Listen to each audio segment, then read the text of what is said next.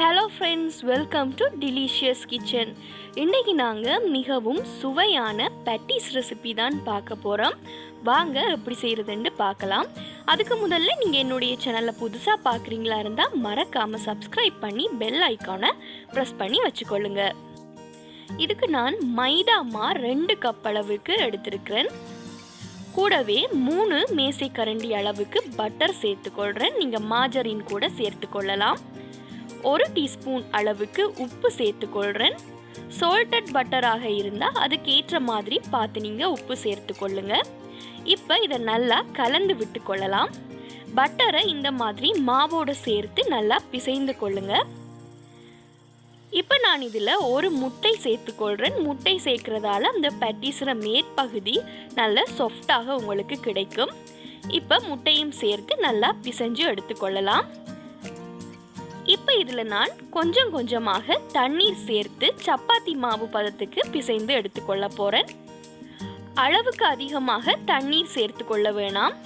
2 cup மாவுக்கு 3/4 cup அளவுக்கு தான் தண்ணி இதுக்கு உங்களுக்கு தேவைப்படும். அளவுக்கு அதிகம் சேர்த்துட்டிங்களா இருந்தால் மா தண்ணியாக போயிடும்.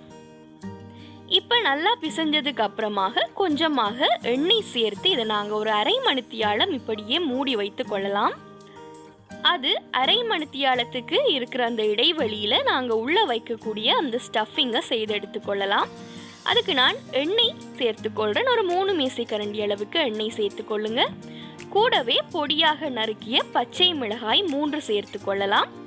கருவேப்பிள்ளை ஒரு கொத்து, அதையும் நல்ல பொடியாக நறுக்கி சேர்த்துக்கொள்ளுங்க. கூடவே 2 மீடியம் சைஸ் வெங்காயம் நல்ல பொடியாக கட் பண்ணி சேர்த்துருக்கிறேன். 1 கப் அளவுக்கு வெங்காயம் இருக்கும். 1 தேக்கரண்டி அளவுக்கு உப்பு சேர்த்து இதை நாங்கள் நல்லா வதக்கி கொள்ள போகிறோம். வெங்காயம் கொஞ்சம் அதிகமாக இருந்தால் தான் அந்த கறி நல்ல டேஸ்டியாக இருக்கும். இதில் நான் இடித்த இஞ்சி பூண்டு சேர்த்துக்கொள்கிறேன். 2 பல்லு பூண்டு, ஒரு சின்ன துண்டு இஞ்சியை இடித்து சேர்த்துக்கொள்ளலாம்.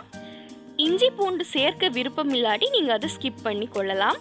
இப்போ அதனுடைய பச்சை வாசனை போனதுக்கு அப்புறமாக அரை தேக்கரண்டி அளவுக்கு மஞ்சள் தூள் சேர்த்துக்கொள்கிறேன், நல்ல கலர் கொடுக்கறதுக்காக. கூடவே 1 மேசைக்கரண்டி அளவுக்கு ரெட் சில்லி ஃப்ளேக்ஸ் சேர்த்துக்கொள்ளலாம். உங்களோட காரத்துக்கு ஏற்ற மாதிரி நீங்கள் அதை சேர்த்துக்கொள்ளலாம். இப்போ இதை நல்ல குறைஞ்ச தீயில ஒரு 30 செகண்டுக்கு நல்லா வதக்கினதுக்கு அப்புறமாக நான் இதில் மீன் சேர்த்துக்கொள்ள போகிறேன். நான் டின் மீன் தான் சேர்த்துருக்கிறேன். உங்களுக்கு ஃப்ரெஷ்ஷான மீன் சேர்க்க விருப்பம்ண்டா அதையும் நீங்கள் வேக வைத்து முள் இல்லாமல் சேர்த்து கொள்ளலாம். இப்போ இதை நல்லாவே கலந்து விட்டு கொள்ளலாம். 1 கப் அளவுக்கு நான் மீன் சேர்த்துருக்கிறேன். இதில் நீங்கள் சிக்கன் கூட சேர்த்து பண்ணலாம். இப்போ இதை நல்லா கலந்ததுக்கு அப்புறமாக வேக வச்ச உருளைக்கிழங்கு 2 கப் அளவுக்கு சேர்த்துருக்கிறேன். 500 கிராம் அளவுக்கு உருளைக்கிழங்கு இதில் இருக்கும். வேக வைக்கும் பொழுதே கொஞ்சமாக உப்பு சேர்த்து வேக வச்சு எடுத்துக்கொள்ளுங்க. இப்போ இதை நல்லா இதோட கலந்து விட்டு கொள்ளலாம். இந்த டைமில் நீங்கள் அடுப்பை ஆஃப் பண்ணிடலாம். இப்போ நான் இதில் மிளகு தூள் 1 தேக்கரண்டி அளவுக்கு சேர்த்துக்கொள்கிறேன். உங்களோட காரத்துக்கு ஏற்ற மாதிரி நீங்கள் அதையும் அட்ஜஸ்ட் பண்ணி கொள்ளலாம். இப்போ இது எல்லாத்தையுமே நல்லா மசிச்சு கலந்து கொள்ளலாம். உருளைக்கிழங்கு வேக வைக்கும் பொழுது ஆகலும் தண்ணியாக வேக வைக்காதீங்க, அப்போ இந்த ஸ்டஃபிங்கும் தண்ணி மாதிரி ஆயிரும். கடைசியாக இதில் அரை எலுமிச்சம் பழத்தினுடைய சாறு சேர்த்துக்கொள்கிறேன். சேர்த்து நல்லா மிக்ஸ் பண்ணி விட்டுறலாம். இப்போ ஸ்டஃபிங் ரெடி ஆகியாச்சு.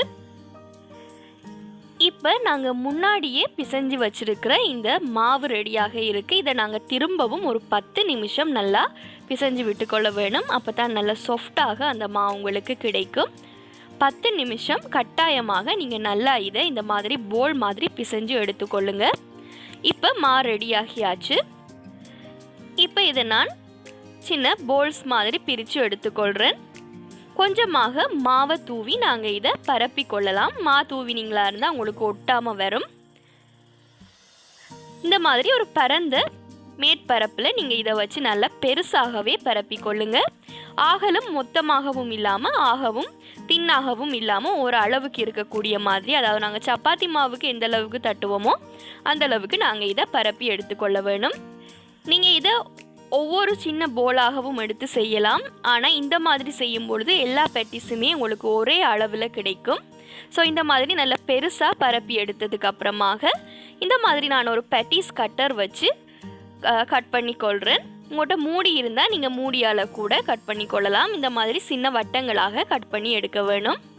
இப்போ நாங்கள் இது எல்லாத்தையுமே எடுத்து வச்சிடலாம். மிச்சமாக இருக்கிற மாவுலையும் இதே மாதிரி நாங்கள் செய்து எடுத்துக்கொள்ளலாம்.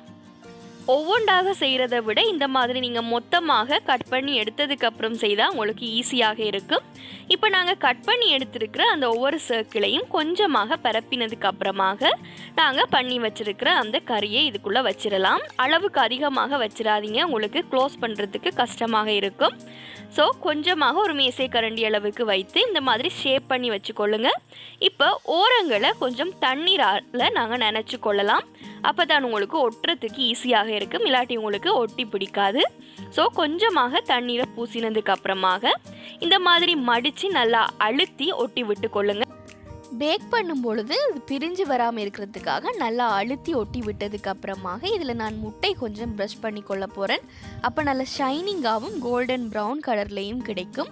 முட்டையை ப்ரஷ் பண்ணதுக்கு அப்புறமாக 160 பாகை செல்சியஸ் டிகிரியில் நீங்கள் இதை 20லேருந்து 25 நிமிஷம் பேக் பண்ணி எடுக்க வேணும். ஒரு 10 நிமிஷம் ப்ரீ ஹீட் பண்ணி வச்ச அவனில் இதை நீங்கள் பேக் பண்ணி எடுங்க. ஸோ கண்டிப்பாக இந்த ரெசிபி உங்களுக்கு ரொம்பவே பிடிக்கும். கண்டிப்பாக நீங்கள் வீட்டில் இதை ட்ரை பண்ணி பாருங்கள். இது போல் பல இன்ட்ரெஸ்டிங்கான ரெசிபீஸுக்கு என்னுடைய சேனலை மறக்காமல் சப்ஸ்கிரைப் பண்ணி பெல் ஐக்கானை ப்ரெஸ் பண்ணி வச்சுக்கொள்ளுங்க. தேங்க்யூ.